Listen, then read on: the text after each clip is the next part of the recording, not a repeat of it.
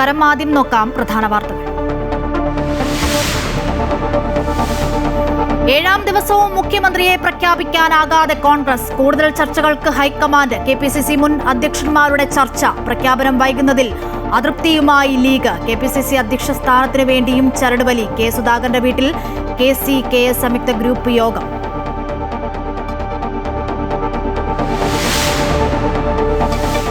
പ്രതിപക്ഷ നേതാവിനെ കേരളത്തിൽ തീരുമാനിക്കുമെന്ന് CPM അഖിലേന്ത്യാ ജനറൽ സെക്രട്ടറി MA ബേബി. തിരിച്ചടിയുടെ കാരണം പരിശോധിക്കുന്നുവെന്നും ഉത്തരവാദിത്തം പിണറായി വിജയന് മാത്രമല്ലെന്നും MA ബേബി. പ്രതിപക്ഷ നേതാവാകുമോ എന്ന ചോദ്യത്തിന് നമുക്ക് പിന്നെ കാണാമെന്ന് പിണറായി വിജയന്റെ മറുപടി.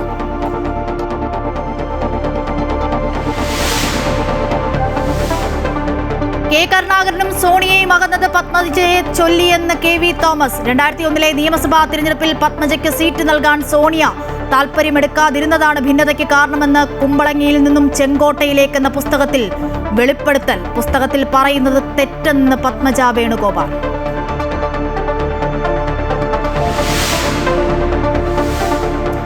രാജ്യത്ത് നിലവിൽ ഇന്ധന പ്രതിസന്ധിയില്ലെന്ന് പെട്രോളിയം മന്ത്രാലയം. 2 മാസത്തേക്കുള്ള അസംസ്കൃത എണ്ണയും പ്രകൃതിവാതകവും കരുതലായുണ്ടെന്ന് മന്ത്രാലയം.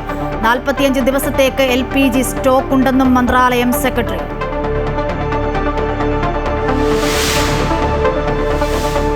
സംസ്ഥാനത്ത് വേനൽ മഴ ശക്തമാകുന്നു. ശ്രീലങ്കൻ തീരത്തിന് സമീപം ന്യൂനമർദ്ദം, 2 ചക്രവാത ചുഴികൾ. അടുത്ത 5 ദിവസങ്ങളിൽ ഇടിമിന്നലോടുകൂടിയ മഴയ്ക്കും ശക്തമായ കാറ്റിനും സാധ്യത.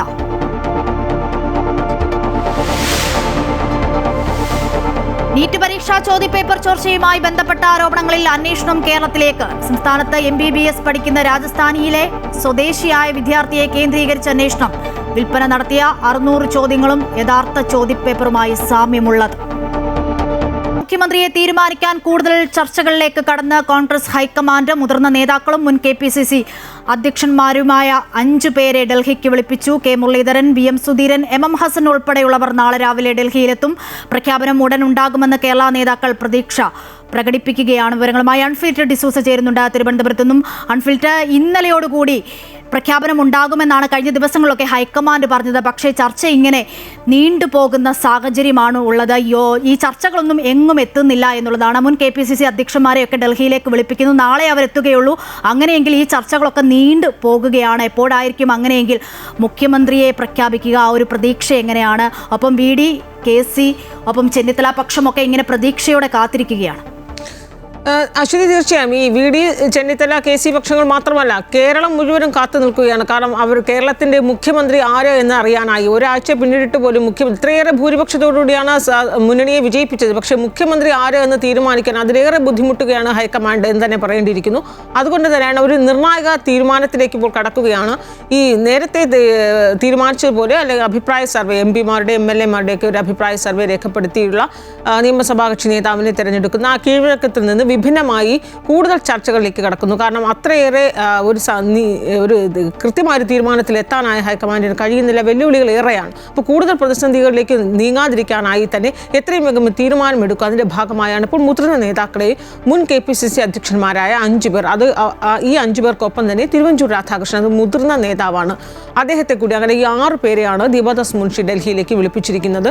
നാളെ രാവിലെയോടുകൂടി ഇവരൊക്കെ തന്നെ ഡൽഹിയിലെത്തുന്നു. K സുധാകരൻ ഇന്ന് രാത്രിയോടുകൂടി പോകുന്നു. മുല്ലപ്പള്ളി രാമചന്ദ്രൻ പറഞ്ഞത് അദ്ദേഹം ഫോണിലൂടെ താൻ ആരെയാണ് പിന്താങ്ങുന്നത് അല്ലെങ്കിൽ പിന്തുണയ്ക്കുന്നത് ആ വ്യക്തിയുടെ പേര് ഫോണിലൂടെ പറയുമെന്നാണ്. പക്ഷേ ഒരുപക്ഷെ ഇന്ന് രാത്രിയോ നാളെ രാവിലെയോ അദ്ദേഹം നേരിട്ട് തന്നെ വരണമെന്ന് പറയുകയാണെങ്കിൽ അദ്ദേഹം നേരിട്ട് പോകുന്നു. അതേസമയം MM Hasan, VM Sudheeran, K Muraleedharan ഈ 3 പേരും തിരുവനന്തപുരത്ത് നിന്ന് നാളെ രാവിലത്തെ ഫ്ലൈറ്റിന് തന്നെ ഡൽഹിക്ക് പോകുന്നു. അങ്ങനെ രാവിലെയോടുകൂടി ഇവർ 5 പേരും തിരുവഞ്ചൂർ രാധാകൃഷ്ണൻ അടക്കം 6 പേർ ഡൽഹിയിലെത്തുന്നു. ഈ 6 പേരോടും ഒറ്റയ്ക്കൊറ്റയ്ക്ക് ഒരുമിച്ചൊരു അവരോട് അഭിപ്രായം ചോദിക്കുകയല്ല, ഒറ്റയ്ക്കൊറ്റയ്ക്ക് തന്നെ ഈ നേതാക്കന്മാരുമായി ഹൈക്കമാൻഡ് കൂടിക്കാഴ്ച നടത്തി അവരുടെ അഭിപ്രായം, അവർ ആരെയാണ് പിന്തുണയ്ക്കുന്നതെന്ന് ചോദിക്കുകയും അങ്ങനെ അവരുടെ പിന്തുണ ഉറപ്പാക്കി ഒരു ഒറ്റപ്പേരിൽ എത്താമെന്നാണ് നിലവിലിപ്പോൾ ഹൈക്കമാൻഡ് തീരുമാനിച്ചിരിക്കുന്നത്. കാരണം അത്രയേറെ തന്നെ കൂടുതൽ പ്രതിസന്ധികളിലേക്കൊക്കെ പോകുന്നു. ഈ ഒറ്റപ്പേരിൽ എത്തിക്കുക എന്നതിനേക്കാൾ അപ്പുറത്ത് മാറി നിൽക്കേണ്ടി വരുന്ന 2 പേരെ അനുനയിപ്പിക്കുക എന്നത് ശ്രമകരമായ ദൗത്യം തന്നെയാണ് ഈ നിലവിലെ സാഹചര്യത്തിൽ. കാരണം ഈ പ്രകടനങ്ങൾ പാടില്ല, ഫ്ലക്സ് പാടില്ല എന്ന് ഹൈക്കമാൻഡ് നേരിട്ട് മുന്നറിയിപ്പ് നൽകിയിട്ട് പോലും ഇപ്പോഴും ഫ്ലക്സുകൾ VD സതീശൻ അനുകൂലിച്ച് അനുകൂലിച്ചും ഇതിലൊന്നും ഉൾപ്പെടാത്ത നേതാക്കളെ അനുകൂലിച്ചുമൊക്കെ പല കോണുകളിൽ നിന്ന് ഫ്ലക്സുകൾ ഉയരുന്നുണ്ട്. ഇന്നും പലയിടത്തും ഫ്ലക്സുകളൊക്കെ ഉയർന്നിരിക്കുന്നു. അപ്പോൾ ഈ ഒരു മണിക്കൂറുകൾ പിന്നെയും പിന്നിടുമ്പോൾ അല്ലെങ്കിൽ ദിവസങ്ങൾ പിന്നിടുമ്പോൾ കൂടുതൽ ഈ മുന്നറിയിപ്പുകൾ ലംഘിച്ചുകൊണ്ട് കൂടുതൽ പ്രകോപനങ്ങൾ ഈ 3 പേരുടെയും ചേരികളിൽ നിന്നുണ്ടാകും. അതൊക്കെ തന്നെ ഹൈക്കമാൻഡ് മുന്നിട്ട് കാണുന്നുണ്ട്. അതുകൊണ്ട് തന്നെ എത്രയും വേഗം ഒരു തീരുമാനത്തിൽ എത്തുക. ഈ മുതിർന്ന നേതാക്കളെ ഒഴിവാക്കിയ ഒരു തീരുമാനം എടുക്കുകയാണെങ്കിൽ സ്വാഭാവികമായും ഹൈക്കമാൻഡിനൊപ്പം നിൽക്കുന്ന ഒരു വ്യക്തി KC വേണുഗോപാലാണ്. അപ്പോൾ അദ്ദേഹത്തിന് അനുകൂലമായ ഒരു തീരുമാനമാണെങ്കിൽ ഏകപക്ഷീയമായി എടുത്തു എന്ന രീതിയിൽ ഒരു ആക്ഷേപം സംസ്ഥാന ഘടകത്തിൽ നിന്ന് പിന്നീടുണ്ടാകും. ആ ആക്ഷേപം ഒഴിവാക്കാൻ വേണ്ടിയാണ് എല്ലാ നേതാക്കളുടെയും അഭിപ്രായം കൂടി പരിഗണിക്കുന്നത്. MLA-മാർ MP-മാർ എന്നതിനപ്പുറത്തേക്ക് KPCCയുടെ മുൻ അധ്യക്ഷന്മാർ, മുതിർന്ന നേതാക്കൾ, അതുകൊണ്ടാണ് തിരുവഞ്ചൂർ രാധാകൃഷ്ണനും കൂടി പരിഗണിക്കുന്നു. അതോടൊപ്പം തന്നെ ഘടകകക്ഷികൾ, അതിൽ മുസ്ലിം ലീഗിനെയാണ് കൂടുതൽ പ്രാധാന്യം. വലിയ ഘടകകക്ഷി അവരാണ്. ലീഗിൽ PK കുഞ്ഞാലിക്കുട്ടിയുടെയോ തങ്ങളുടെയൊക്കെ അഭിപ്രായം കൂടി ഫോണിലൂടെ അവർ ആരെയാണ് പിന്തുണയ്ക്കുന്നതെന്ന് ചോദിച്ച് എല്ലാവരുടെയും അഭിപ്രായം സ്വീകരിച്ച ശേഷം അല്ലെങ്കിൽ എല്ലാവരുടെ അഭിപ്രായം കേട്ട ശേഷം ഒരു സമന്വയത്തിലെത്തി ഒറ്റപ്പേരിലെത്താം എന്നാണ് ഇപ്പോൾ തീരുമാനിച്ചിരിക്കുന്നത്. അങ്ങനെയെങ്കിൽ ഇപ്പോൾ ഇവിടെ നിന്ന് പുറപ്പെടുന്ന നേതാക്കളെ K. മുരളീധരനായാലും VM സുധീരനായാലും ഹസനായാലും പറഞ്ഞിരിക്കുന്നത് ഈ 48 മണിക്കൂർ, അതായത് 2 ദിവസത്തിൻ്റെ ഒരു ഉറപ്പായും തീരുമാനം, അതിനപ്പുറത്തേക്ക് നീങ്ങില്ല എന്നാണ്. അതായത് നാളെ രാവിലെ ഇവർ എത്തുന്നു, രാവിലെ ഒരു 10 മണിക്കോ 11 മണിക്കോ ഇവരുടെ അഭിപ്രായങ്ങളൊക്കെ തന്നെ ഇവർ പറയുന്നു. അതിനുശേഷം വീണ്ടും KPCC ഹൈക്കമാൻഡ് അവരുടേതായ ഒരു കൂടിയാലോചനകളൊക്കെ നടത്തി അവിടെ സോണിയാഗാന്ധിയുടെ ഇടപെടൽ ഉണ്ടാകും എന്നൊക്കെ പറയുന്നുണ്ടെങ്കിൽ ഇതുവരെ സോണിയാഗാന്ധി ഈ വിഷയത്തിൽ ഇടപെട്ടിട്ടില്ല. നിലവിൽ മല്ലികാർജ്ജുൻ ഖാർഗെ, രാഹുൽ ഗാന്ധി, പ്രിയങ്ക ഗാന്ധി ഈ രീതിയിലാണ് കാര്യങ്ങൾ നിൽക്കുന്നത്. ഇവിടെ തന്നെ സോണിയാഗാന്ധിയിലേക്ക് എത്താതെ ഒരുപക്ഷെ ഒരു തീരുമാനത്തിലേക്ക് എത്താൻ തന്നെയാകും തീരുമാനം. അതിനപ്പുറത്തേക്ക് പിന്നെയും വെല്ലുവിളികൾ വരികയാണെങ്കിൽ അന്തിമമായൊരു തീരുമാനം എന്ന രീതിയിൽ, ഡിസിഷൻ മേക്കർ എന്ന രീതിയിൽ സോണിയാഗാന്ധിയുടെ അഭിപ്രായത്തിന് വിടുകയും സോണിയാഗാന്ധി ഇതിൽ ആരെയാണോ തെരഞ്ഞെടുക്കുക എന്ന രീതിയിലേക്കൊക്കെ വരും. പക്ഷെ അപ്പോഴേക്കും അതൊരു ഏകപക്ഷീയമായിരിക്കില്ല.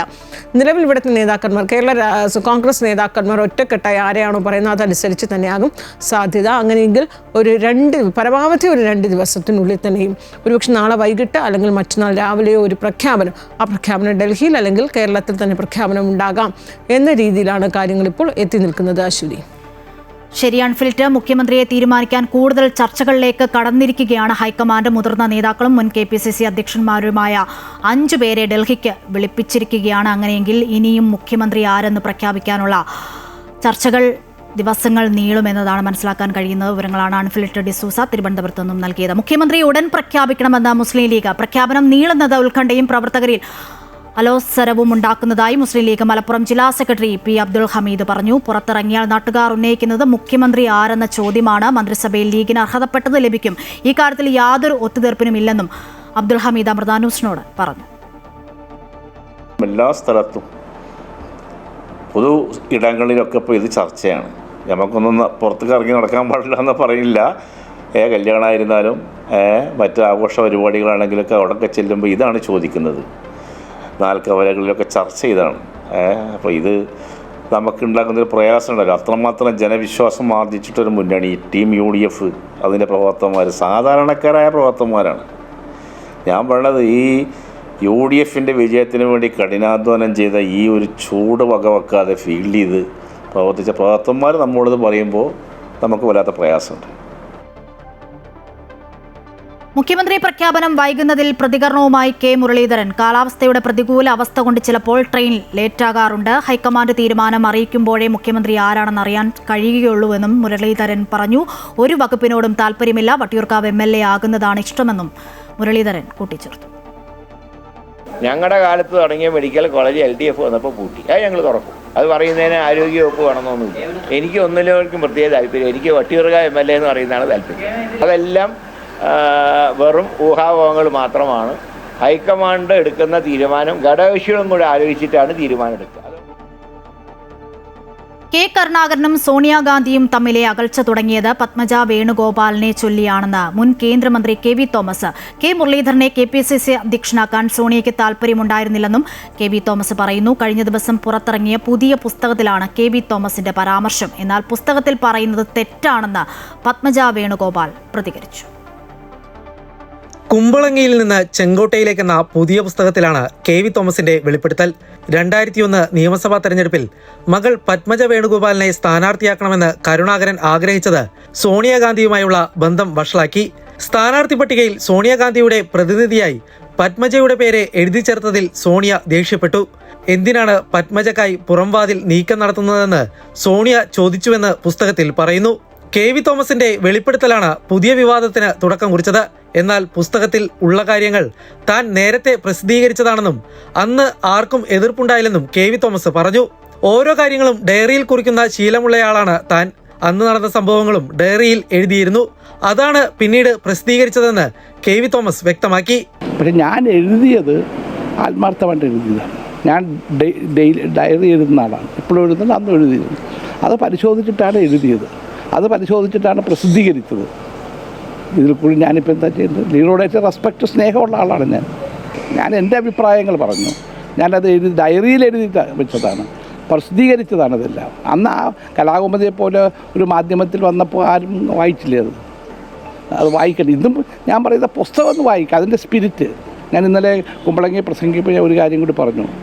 അത് ഇന്നലത്തെ പരിപാടിക്ക് പത്മജയും വിളിച്ചിരുന്നു. അതേസമയം കെ.വി. തോമസിന്റെ പുസ്തകത്തിൽ പറയുന്നത് മുഴുവൻ തെറ്റാണെന്ന് പത്മജ വേണുഗോപാൽ പ്രതികരിച്ചു. കാര്യം കാണാൻ ഇത്രയും നുണ പറയുന്ന ഒരു മനുഷ്യൻ വേറെയില്ല. ഇപ്പോൾ കെ.വി. തോമസ് ഒന്നുമല്ലാതെയായി. മരിച്ചുപോയ മനുഷ്യനെ കുറ്റപ്പെടുത്തുന്നത് കണ്ടപ്പോൾ വിഷമം തോന്നിയെന്നും പത്മജ പറഞ്ഞു. പണ്ട് ഒരിക്കൽ ചാലക്കുടി അച്ഛൻ നിർത്താൻ അച്ഛനുള്ളിലൊരു ആഗ്രഹം ഉണ്ടായിരുന്നു. പക്ഷെ അത് നമ്മുടെ കൂട്ടത്തിൽ തന്നെ മുരളിയേട്ടനും കൂടി ഉണ്ട്. രണ്ടുപേർ കൂടി വേണ്ട പറഞ്ഞപ്പോൾ ഞാൻ തന്നെ പിൻവാങ്ങിയത്. ഞാൻ പറഞ്ഞു വേണ്ട, വെറുതെ അടിയുണ്ടായി. അപ്പോൾ അച്ഛനും അത് പിന്നെ മൈൻഡ് ചെയ്തില്ല. ആ സംഭവത്തിനെയാണ് പറയണത്. പോയി സോണിയാഗാന്ധിയുടെ അടുത്ത് സംസാരിച്ചു. എൻ്റെ സോണിയാഗാന്ധിയുടെ അടുത്ത് സംസാരിക്കാൻ കെ കരുണാകരന് വേറെ ആരുടെങ്കിലും സൗജന്യം വേണം. പ്രധാനമന്ത്രിയായ ശേഷവും പി.വി. നരസിംഹറാവുവിനെ PM എന്ന് വിളിക്കാൻ കരുണാകരൻ തയ്യാറായില്ല. പകരം PV എന്ന പഴയ വിളി തുടർന്നു.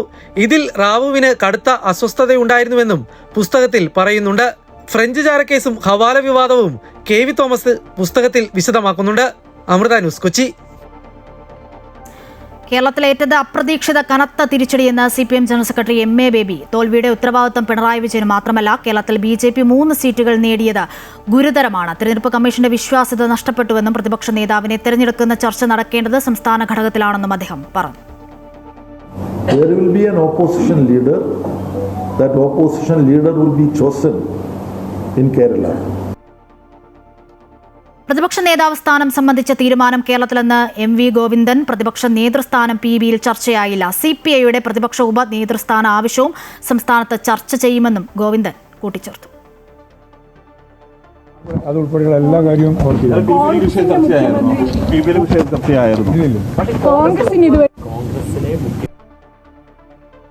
അതേസമയം പ്രതിപക്ഷ നേതാവാകുമോ എന്ന ചോദ്യത്തിന് നമുക്ക് പിന്നെ കാണാമെന്നായിരുന്നു പിണറായി വിജയന്റെ മറുപടി. തമിഴ്നാട് നിയമസഭാംഗമായി വിജയ് സത്യപ്രതിജ്ഞ ചെയ്തു. പ്രോട്ടേം സ്പീക്കർ കറുപ്പയ്യ സത്യവാചകം ചൊല്ലിക്കൊടുത്തു. വിജയ് ഉൾപ്പെടെ TVKയിൽ നിന്നും 99 പേർ ആദ്യമായാണ് നിയമസഭാംഗങ്ങളായി ഇന്ന് സത്യപ്രതിജ്ഞ ചെയ്തത്. വൻ അട്ടിമറികൾ കണ്ട നിയമസഭാ തെരഞ്ഞെടുപ്പിന് ശേഷം ഉദയനിധി സ്റ്റാലിന്റെ നേതൃത്വത്തിൽ DMKയും സഭയിൽ എത്തിയിരിക്കുകയാണ്. ബുധനാഴ്ച നടക്കാനിരിക്കുന്ന വിശ്വാസ വോട്ടെടുപ്പിന്റെ ആകാംക്ഷയിലാണിനി തമിഴകം. സിനിമാ തിരശ്ശീലയിലെ ദളപതി ഇനി തമിഴ്നാട് നിയമസഭയിലെ പോരാളി. പ്രോട്ടൈം സ്പീക്കർ കറുപ്പയ്യയ്ക്ക് മുന്നിൽ വിജയ് സത്യപ്രതിജ്ഞ ചെയ്തപ്പോൾ അത് തമിഴ് രാഷ്ട്രീയത്തിലെ ഒരു പുതിയ അധ്യായത്തിന്റെ തുടക്കമായി. വിജയ് ഉൾപ്പെടെ TVKയിൽ നിന്നും 99 പേർ ആദ്യമായിട്ടാണ് നിയമസഭാംഗങ്ങളായി ഇന്ന് സത്യപ്രതിജ്ഞ ചെയ്തത്. C. Joseph Vijay എന്നും நான் சட்டமுறைப்படி நிறுவப்பெற்றுள்ள இந்திய அரசமைப்பு சட்டத்தில் உண்மையான நம்பிக்கையும். തിരിച്ചടിക്കൽ നേരിട്ട DMK പാളയത്തിൽ നിന്നും പുതിയ നായകനായി ഉദയനിധി സ്റ്റാലിനും ചുമതലയേറ്റു. உதயநிதி ஸ்டாலின் எனும் நான் சட்டமுறைப்படி நிறுவப்பெற்றுள்ள இந்திய அரசமைப்பு சட்டத்தில். MK സ്റ്റാലിൻ ഉൾപ്പെടെയുള്ള മുതിർന്ന നേതാക്കൾ പരാജയപ്പെട്ട തെരഞ്ഞെടുപ്പിൽ DMKയെ നയിക്കാൻ ഉദയനിധിയെ നിയമസഭാ കക്ഷി നേതാവായി തെരഞ്ഞെടുത്തു എന്നത് ശ്രദ്ധേയമാണ്. സഭയിലിനി വിജയ് വേഴ്സസ് ഉദയനിധി സ്റ്റാലിൻ പോരാട്ടമെന്ന് ചുരുക്കം. അണ്ണാ DMK ജനറൽ സെക്രട്ടറി എടപ്പാടി പളനിസ്വാമിയും ഇന്ന് സത്യപ്രതിജ്ഞ ചെയ്ത പ്രമുഖരിൽ ഉൾപ്പെടുന്നു. எடப்பாடி கே பழனிசாமி என்னும் நான் சட்டமுறைப்படி நிறுவப்பெற்றுள்ள. നാളെയാണ് സ്പീക്കർ, ഡെപ്യൂട്ടി സ്പീക്കർ തെരഞ്ഞെടുപ്പുകൾ നടക്കുക. എന്നാൽ എല്ലാവരും ഉറ്റുനോക്കുന്നത് ബുധനാഴ്ച നടക്കാനിരിക്കുന്ന വിശ്വാസ വോട്ടെടുപ്പിലേക്കാണ്. ബുധനാഴ്ചയ്ക്കകം ഭൂരിപക്ഷം തെളിയിക്കണമെന്നാണ് ഗവർണറുടെ കർശന നിർദ്ദേശം.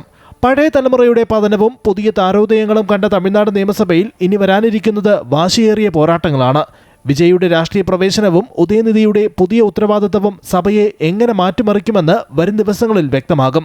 തമിഴ് രാഷ്ട്രീയത്തിലെ കരുത്തുറ്റ 2 യുവനേതാക്കൾ മുഖാമുഖം വരുമ്പോൾ ചെന്നൈയിലെ രാഷ്ട്രീയ താപനില ഇനി അങ്ങോട്ട് വർദ്ധിക്കുമെന്ന് ഉറപ്പാണ്. വിശ്വാസ വോട്ടെടുപ്പിൽ ആര് വിജയിക്കും, തമിഴകം ആരുടെ കൈകളിൽ സുരക്ഷിതമാകും എന്ന ചോദ്യങ്ങൾക്ക് ഉത്തരം കാത്തിരുന്നു തന്നെ കാണാം. News desk Amrita news.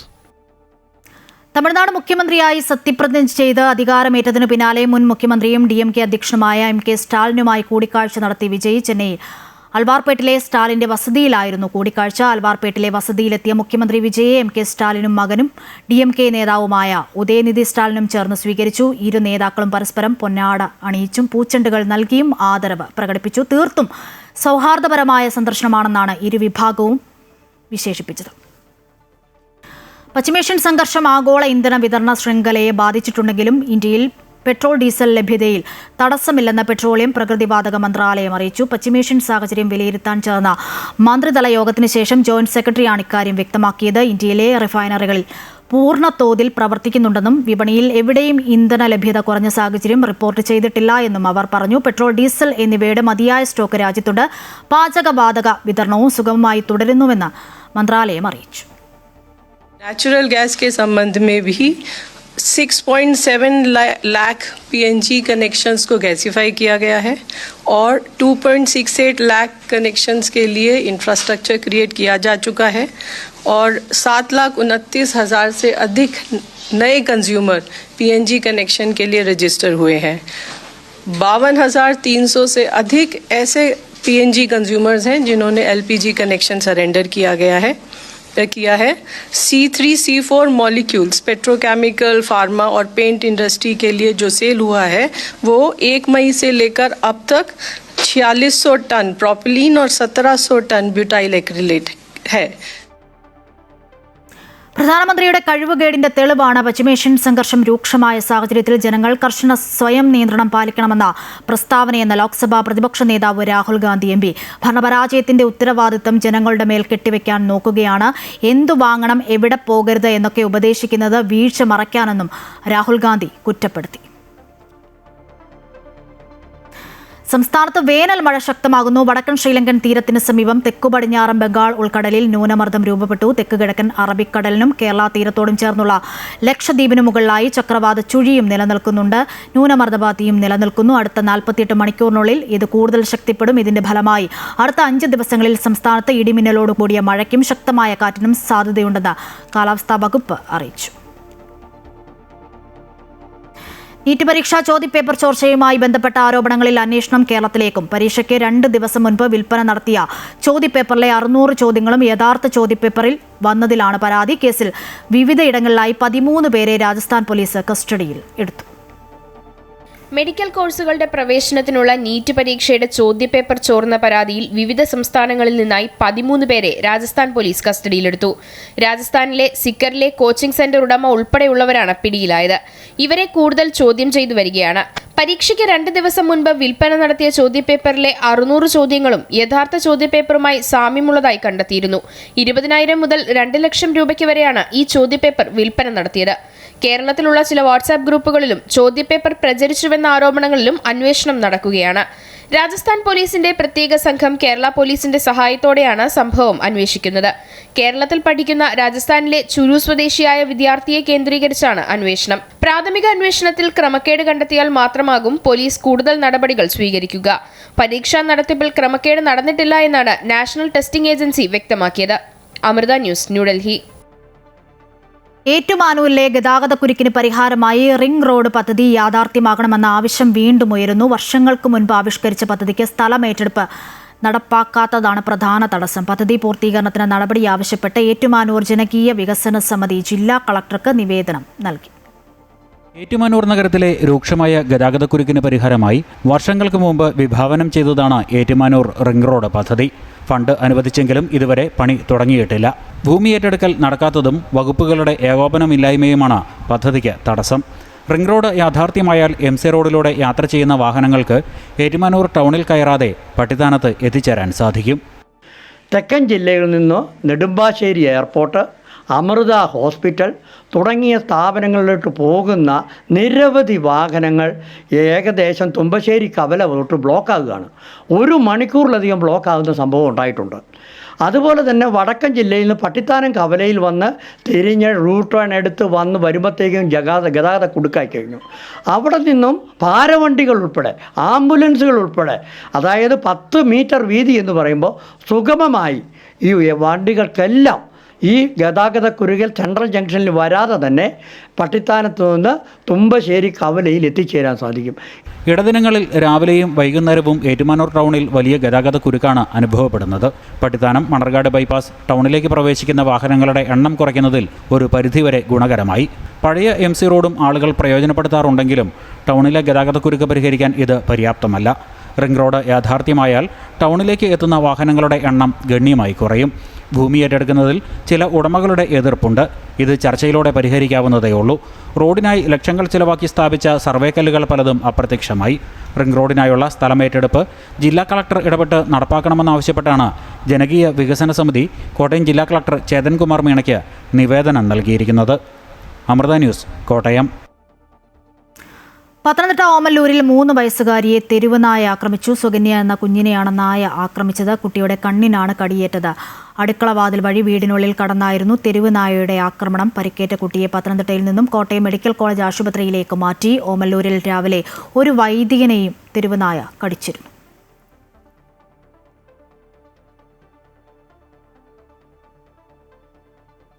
Sadhguru Shri Mata Amritanandamayi ദേവിയുടെ തൃക്കരങ്ങളാൽ പ്രാണപ്രതിഷ്ഠ നടത്തിയ മാനന്തവാടി ബ്രഹ്മസ്ഥാന ക്ഷേത്രത്തിന്റെ 25ാമത് വാർഷിക മഹോത്സവം മെയ് 9, 10 തീയതികളിൽ മാനന്തവാടി മഠാധിപതി ബ്രഹ്മചാരി ദീക്ഷിതാമൃത ചൈതന്യജിയുടെ നേതൃത്വത്തിൽ നടന്നു. വിശേഷാൽ പൂജകളോടും വിവിധ കലാപരിപാടികളോടും നടന്ന ആഘോഷത്തിൽ നിരവധി ഭക്തരാണ് പങ്കെടുത്തത്.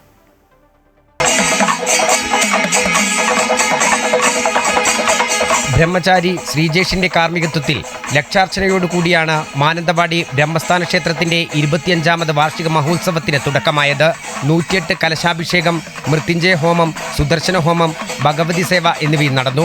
കുട്ടികളുടെ നൃത്തനൃത്യങ്ങൾ, കുചേലഗമനം, ദൃശ്യാവിഷ്കാരം എന്നിവ ആഘോഷങ്ങൾക്ക് മാറ്റേകി. കോഴിക്കോട് മഠാധിപതി സ്വാമി വിവേകാമൃതാനന്ദപുരിയുടെ കാർമ്മികത്വത്തിൽ ശനിദോഷ നിവാരണ പൂജ, അർച്ചന, സത്സംഗം, ഭജന എന്നിവയും നടന്നു. അമൃതഭോജനത്തിൽ നിരവധി പേർ പങ്കെടുത്തു. കലാമണ്ഡലം നന്ദകുമാറും സംഘവും അവതരിപ്പിച്ച ഓട്ടംതുള്ളലുണ്ടായിരുന്നു.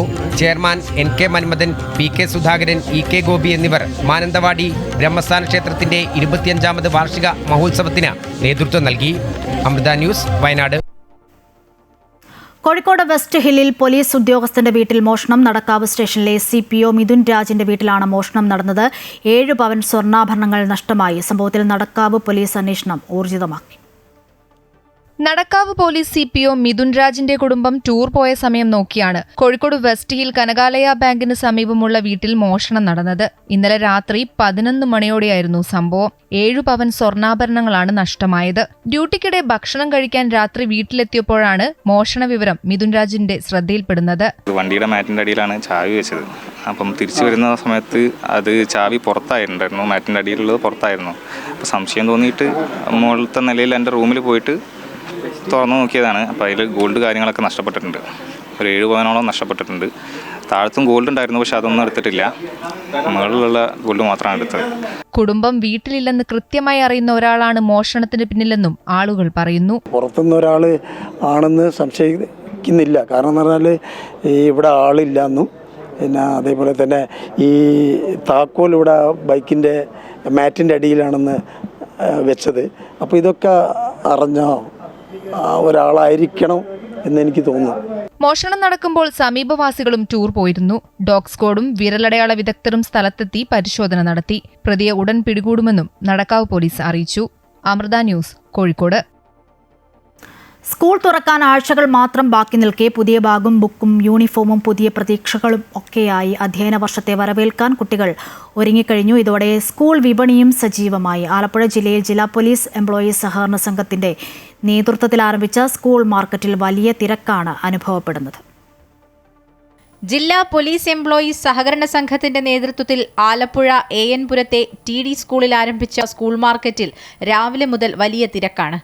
പൊതുവിപണിയെ അപേക്ഷിച്ച് വമ്പിച്ച വിലക്കുറവാണ് ഇവിടെ തിരക്കേറുവാൻ കാരണം. സ്കൂൾ കോളേജ് വിദ്യാർത്ഥികൾക്ക് ആവശ്യമായതെല്ലാം ലഭ്യമാണെന്നതും തിരക്ക് കൂട്ടുന്നുണ്ട്.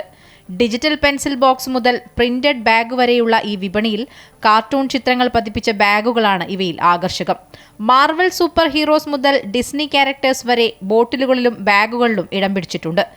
ജെൻസി, ജെൻ ആൽഫ കുട്ടികളുടെ ഹൃദയം കവർന്ന ചൈനീസ് ഉൽപ്പന്നങ്ങളാണ് വിപണിയിലെ താരങ്ങൾ. 2020 മുതൽ നമ്മൾ ഇത്തരത്തിലുള്ള സ്കൂൾ മാർക്കറ്റുകൾ സംഘടിപ്പിക്കുന്നുണ്ട്. ഇപ്പോൾ ബ്രാൻഡഡ് ഉൽപ്പന്നം മാത്രമാണ് നമ്മുടെ ഈ സ്കൂൾ മാർക്കറ്റിൽ നിന്ന് ലഭ്യമാവുക. അത് 20% മുതൽ 40% വരെ വിലക്കുറവാണ് നമുക്ക് ലഭ്യമാവുക. അപ്പോൾ പോലീസ് ഉദ്യോഗസ്ഥർക്ക് പുറമെ പൊതുജനങ്ങൾക്കും ഈ സൗകര്യം പ്രയോജനപ്പെടുത്താവുന്നതാണ്. കഴിഞ്ഞ വർഷങ്ങളിലേക്കാൾ ഒരു ഇരട്ടിയിലധികം ആളുകളാണ് നമുക്ക് പുതിയതായിട്ട് ഈ സ്കൂൾ മാർക്കറ്റിലേക്ക് വരുന്നത്. രാവിലെ 10 മണി മുതൽ 5 മണി വരെ 20 മുതൽ 40% വരെ വിലക്കുറവിലാണ് സ്കൂൾ മാർക്കറ്റിൽ ഉൽപ്പന്നങ്ങൾ കൊടുക്കുന്നത്. പഠന സാമഗ്രികൾക്ക് പുറമെ മഴക്കോട്ടുകൾ, വിവിധതരം കുടകൾ എന്നിവയും പോലീസ് സഹകരണ സംഘത്തിന്റെ ഈ മാർക്കറ്റിലുണ്ട്. കുട്ടികൾക്ക് പുറമെ മുതിർന്നവർക്കുള്ള റെയിൻകോട്ടുകളും ഇവിടെ ഉണ്ട് എന്നതും ആവശ്യക്കാരുടെ എണ്ണത്തിൽ വർധനവുണ്ടാക്കുന്നു. കഴിഞ്ഞ കുറേ വർഷങ്ങളായി പോലീസ് എംപ്ലോയീസ് സഹകരണ സംഘത്തിന്റെ നേതൃത്വത്തിൽ സ്കൂൾ മാർക്കറ്റുകൾ സംഘടിപ്പിച്ചു വരികയാണ്. കുറഞ്ഞ വിലയിൽ ബ്രാൻഡഡ് ഉൽപ്പന്നങ്ങൾ വിതരണം ചെയ്യുന്നതിനാൽ ഇക്കുറിയും കുട്ടികളുടെയും രക്ഷിതാക്കളുടെയും ഇഷ്ടയിടം ഈ സ്കൂൾ മാർക്കറ്റ് തന്നെയാണ്. അമൃത ന്യൂസ്, ആലപ്പുഴ. താരസംഘടനയായ അമ്മയുടെ ഓഫീസിലെ തൊഴിൽ പീഡന ആരോപണത്തിൽ അന്വേഷണം. ജനറൽ സെക്രട്ടറി കുക്കു പരമേശ്വരനും ട്രഷറർ ഉണ്ണി ശിവപാലും യുവതിയോട് മോശമായി പെരുമാറിയെന്നാണ് പരാതി. ജോലി സമയം കഴിഞ്ഞിട്ടും പല ദിവസങ്ങളിലും രാത്രി 10 മണി വരെ നിർബന്ധിച്ച് ജോലി ചെയ്യാൻ പറഞ്ഞുവെന്നാണ് പരാതി. മാനേജർ പദവിയിൽ ജോലി ചെയ്യുന്ന പരാതിക്കാരിയെ വൃത്തിയാക്കൽ ജോലിക്കായി നിയോഗിച്ചുവെന്നാണ് ആരോപണം. യുവതിയുടെ പരാതിയിൽ എറണാകുളം നോർത്ത് പോലീസാണ് കേസെടുത്ത് അന്വേഷണം നടത്തുന്നത്. ഒരുപാട് സമയം അവിടെ തന്നെ ജോലി ചെയ്യിക്കുക, അത് കഴിഞ്ഞ് വീട്ടിൽ വന്നാലും തുടരെ വാട്സപ്പിൽ മെസ്സേജ് ഇടുക, വാട്സപ്പിൽ കോൾ ചെയ്യുക. 12 AM 12:18 ഒക്കെ എനിക്ക് അയച്ച മെസ്സേജുകളൊക്കെ എൻ്റെ കയ്യിലുണ്ട്. അപ്പം ഇതൊക്കെ വളരെ ബുദ്ധിമുട്ടായിട്ട് തോന്നിയതിനാണ് ഞാൻ പരാതി ആദ്യം വാട്സപ്പിൽ തന്നെ സെക്രട്ടറിയോട് പറയുക ചെയ്തിട്ടുള്ളത്. അപ്പോൾ നേരിട്ട് പറഞ്ഞു. അപ്പം അദ്ദേഹം ലോൺലിനെസ് ഒക്കെ അനുഭവിക്കുന്ന ആളാണ്, അപ്പോൾ ഞാൻ അഡ്ജസ്റ്റ് ചെയ്യണം എന്നുള്ള രീതിയിലാണ് കുക്കു പരമേശ്വരൻ അന്ന് മറുപടി പറഞ്ഞിട്ടുള്ളത്. പിന്നെ ഇയാൾ തന്നെ എന്നെ പലതവണ ഭീഷണിപ്പെടുത്തിയിട്ടുണ്ട്. പുള്ളി ഹാപ്പി അല്ലെങ്കിൽ ഞാൻ ജനറൽ സെക്രട്ടറിയോട് തന്നെ പറഞ്ഞു വിടുന്നു. ഞാൻ ചെന്നപ്പോൾ തൊട്ട് ഞാൻ കേൾക്കുന്നൊരു ഭീഷണിയാണ്. അപ്പം ഹാപ്പി അല്ലാത്തതുകൊണ്ടായിരിക്കും ഇങ്ങനൊരു ടെർമിനേഷൻ എനിക്ക് തന്നത്. അയാളെ ഹാപ്പിയാക്കാൻ എനിക്കും പറ്റിയിട്ടുണ്ടാവത്തില്ല. എന്നോട് മുൻ പരിചയമുള്ള മെമ്പേഴ്സ് ആണെങ്കിലും അല്ലാത്തവരാണെങ്കിലും എൻ്റെ അടുത്ത് കുറച്ച് അടുപ്പത്തോടെ സംസാരിച്ചാൽ അവിടെയും പ്രശ്നം ഉണ്ടാക്കും. എന്നെ മാറ്റി നിർത്തി വിളിച്ചിട്ട് നിങ്ങൾ വേറെയാണ്, ഞങ്ങൾ ആർട്ടിസ്റ്റാണ് എന്നുള്ള രീതിയിൽ കുറച്ച് വിവേചനപരമായ രീതിയിലുള്ള ശകാരങ്ങളുണ്ടാവാറുണ്ട്. ഞായറാഴ്ച ദിവസം വിളിച്ചു വരുത്തി ചായ ഇടാനായിട്ട് ചെയ്യിപ്പിച്ചിട്ടുണ്ട്. അത് മറ്റേ മായ വിശ്വനാഥ് എന്നൊരു നടിയുണ്ടല്ലോ, അവർ വരുമ്പോൾ അവരോട് എക്സ്ട്രാ നൈസ് ടു ഹെർ എന്നും പറയുന്നത് എനിക്ക് അയച്ച മെസ്സേജുകൾ എൻ്റെ കയ്യിലുണ്ട്. KSRTC ബസ്സുകളിൽ സ്ത്രീകൾക്ക് സൗജന്യ യാത്ര നൽകുന്ന പ്രഖ്യാപനം UDF സർക്കാർ പുനഃപരിശോധിക്കണമെന്ന് all Kerala bus operators organisation തീരുമാനം സ്വകാര്യ ബസ് വ്യവസായത്തെ തകർക്കുമെന്ന് അസോസിയേഷൻ അറിയിച്ചു. സ്വകാര്യ ബസ് ഉടമകളോട് ചർച്ച ചെയ്യാതെ തീരുമാനമെടുത്തത് ശരിയല്ല എന്നും അസോസിയേഷൻ കുറ്റപ്പെടുത്തി. KSRTC ബസ്സുകളിൽ സ്ത്രീകൾക്ക് സൗജന്യയാത്ര നടപ്പാക്കുന്നതിന് മുന്നോടിയായുള്ള പഠനം ആരംഭിച്ചതിന് പിന്നാലെയാണ് പ്രഖ്യാപനത്തിനെതിരെ സ്വകാര്യ ബസ് ഉടമകൾ രംഗത്തെത്തിയത്. തീരുമാനം സ്വകാര്യ ബസ് വ്യവസായത്തെ തകർക്കുമെന്നും ബസ് ഉടമകളുമായി സർക്കാർ ചർച്ചയ്ക്ക് തയ്യാറാകണമെന്നും all Kerala bus operators organisation സംസ്ഥാന ജനറൽ സെക്രട്ടറി T. ഗോപിനാഥൻ ആവശ്യപ്പെട്ടു. KSRTC സൗജന്യയാത്ര അനുവദിച്ചാൽ സ്വകാര്യ ബസ്സുകൾക്ക് വിദ്യാർത്ഥികളെ മാത്രം കയറ്റിക്കൊണ്ടുപോകേണ്ട അവസ്ഥ വരുമെന്നും സ്വകാര്യ ബസ് ഉടമകളോട് ചർച്ച ചെയ്യാതെ തീരുമാനമെടുത്തത് ശരിയല്ല എന്നും അദ്ദേഹം പറഞ്ഞു. ഞങ്ങളോട് ചർച്ച ചെയ്യണ്ടേ? ഞങ്ങൾക്ക് സർവീസ് നടത്താൻ ഞങ്ങൾ ഗവൺമെൻറ് പറയുന്ന മുഴുവൻ സേവനങ്ങളും അതാത് കാലഘട്ടത്തിൽ ഗവൺമെൻറ് പറയുന്ന അതേ തരത്തിൽ ചെയ്തുകൊണ്ടിരിക്കുന്നവരെ ഞങ്ങളെ നിലനിർത്താനുള്ള ഒരു പാക്കേജ്, ഞങ്ങളുമായി ഒരു ചർച്ച, ഈ വിഷയത്തിൽ ഞങ്ങളെ എങ്ങനെ നിലനിർത്താം? ഞങ്ങളിപ്പോൾ KSRTC ജനം സൗകര്യം കൊടുക്കുന്നു പറയുമ്പോൾ അത് കൊടുക്കാൻ പാടില്ല എന്നും ഞങ്ങൾ പറയുന്നില്ല. കോൺഗ്രസ് പ്രഖ്യാപിച്ച 5 ഗ്യാരണ്ടികളിലൊന്നാണ് KSRTC ബസ്സിലെ സൗജന്യയാത്ര. ഓർഡിനറി, സൂപ്പർഫാസ്റ്റ് എന്നിവയിൽ എല്ലാം കൂടി പദ്ധതി നടപ്പിലാക്കാൻ പ്രതിമാസം 90 കോടി രൂപ ചെലവ് വരുമെന്നാണ് കരുതുന്നത്. UDF സർക്കാരിന്റെ ആദ്യ മന്ത്രിസഭാ യോഗത്തിൽ തന്നെ സൗജന്യയാത്രാ പ്രഖ്യാപനം ഉണ്ടായേക്കുമെന്നാണ് സൂചന. അമൃത ന്യൂസ്, പാലക്കാട്. റബ്ബർ വിലയിൽ മുന്നേറ്റം തുടരുമ്പോഴും ഉൽപാദനക്കുറവ് മൂലം നേട്ടമുണ്ടാകാനാകാതെ കർഷകർ. മഴക്കാലം ആരംഭിക്കുന്നതിന് മുൻപ് റെയിൻ ഗാർഡനിങ്ങിനുള്ള തയ്യാറെടുപ്പിലാണ് റബ്ബർ കർഷകർ. എന്നാൽ ഉൽപാദനം വർദ്ധിക്കുമ്പോൾ വില ഇടിയാതിരിക്കാൻ സർക്കാരുകളുടെ ഭാഗത്തു നിന്നും ഇടപെടൽ ഉണ്ടാകണമെന്നാണ് കർഷകരുടെ ആവശ്യം. റെക്കോർഡുകൾ മറികടന്ന് മുന്നേറുകയാണ്. കഴിഞ്ഞയാഴ്ച കോട്ടയം ജില്ലയിൽ റബ്ബർ RSS 4 ഗ്രേഡിന് 258 രൂപയ്ക്ക് വ്യാപാരം നടന്നിരുന്നു. 2024 ഓഗസ്റ്റിൽ 255 രൂപ വില എത്തിയിരുന്നു. ഇതിനെയും മറികടന്നതോടെ കർഷകർ വലിയ പ്രതീക്ഷയിലാണ്. രാജ്യാന്തര വിപണിയിൽ വില ഉയർന്നു നിൽക്കുന്നതും ആഭ്യന്തര ഉൽപ്പാദനം കുറഞ്ഞതുമാണ് വില ഉയരാൻ കാരണം. എന്നാൽ വിലവർദ്ധനവിന്റെ യഥാർത്ഥ ഗുണം ഭൂരിഭാഗം കർഷകർക്കും ലഭിക്കുന്നില്ല. കടുത്ത ചൂടിനെ തുടർന്ന് മാസങ്ങളായി ടാപ്പിംഗ് നിലച്ചിരിക്കുന്നതിനാൽ കർഷകരുടെ പക്കൽ നിലവിൽ സ്റ്റോക്ക് കുറവാണ്. മുൻ വർഷങ്ങളിലും വേനൽക്കാലം അവസാനിക്കും മുൻപ് റബ്ബർ വില ഉയർന്നിരുന്നു. എന്നാൽ ഉൽപ്പാദനം വർദ്ധിക്കുമ്പോൾ വില കുറയുന്നതാണ് കാണാൻ കഴിഞ്ഞിട്ടുള്ളത്. 2024 ഓഗസ്റ്റിൽ 255 രൂപ വരെ വില എത്തിയിരുന്നെങ്കിലും ഏതാനും ആഴ്ചകൾക്കുള്ളിൽ വില 189 കുറഞ്ഞിരുന്നു. ഇത്തവണയും ഇത് ആവർത്തിക്കാതിരിക്കാൻ സർക്കാരുകൾ നടപടി സ്വീകരിക്കണമെന്ന് കർഷക സംഘടനകൾ ആവശ്യപ്പെട്ടു. ചെറിയൊരു വിലവർധന ഉണ്ടാകുന്നു. കഴിഞ്ഞ കൊല്ലത്തെ പോലെ തന്നെ വീണ്ടും ഇവിടുത്തെ സാധാരണ റബ്ബർ കർഷകർ വീണ്ടും റെയിൻ ഗാർഡൊക്കെ ഇട്ട് ഇപ്പോൾ 19,000 രൂപ മുടക്കി കഴിയുമ്പോൾ ഉൽപ്പാദനമാകുമ്പോഴത്തേക്കും വീണ്ടും താഴേക്ക് പോകാനുള്ള ഒരു സാധ്യതയുണ്ട്. ഇപ്പോൾ ഭരണത്തിൽ വരുന്ന സർക്കാർ റബ്ബറിൻ്റെ അടിസ്ഥാന വില 250 രൂപ ആക്കാമെന്ന് ഉറപ്പ് നൽകിയിട്ടുണ്ട്. അത് എത്രയും പെട്ടെന്ന് പാലിക്കപ്പെട്ടാൽ ഒരു പരിധിവരെയെങ്കിലും റബ്ബർ കർഷകർക്ക് പിടിച്ചു നിൽക്കാൻ പറ്റും. ലാറ്റക്സ് ഉൽപ്പാദനം വർദ്ധിക്കുമ്പോഴേക്കും മഴ ശക്തമാകും. ഈ സാഹചര്യത്തിൽ റെയിൻ ഗാർഡിങ്ങിനുള്ള ശ്രമത്തിലാണ് കർഷകർ. എന്നാൽ പ്ലാസ്റ്റിക്കിനും പശയ്ക്കും ഉൾപ്പെടെ വില വർദ്ധിച്ചതിനാൽ റെയിൻ ഗാർഡിങ്ങിനും ഇത്തവണ ചിലവേറും. നിലവിൽ സർക്കാർ റബ്ബറിന് നൽകുന്ന താങ്ങുവില 180 രൂപ മാത്രമാണ്. താങ്ങുവില 250 രൂപയാക്കണമെന്ന ആവശ്യത്തിന് വർഷങ്ങളുടെ പഴക്കമുണ്ട്. പുതിയ സർക്കാരിൻ്റെ കന്നി ബജറ്റിൽ ഇക്കാര്യം ഉണ്ടാകുമോ എന്ന് കാത്തിരിക്കുകയാണ് കർഷകർ.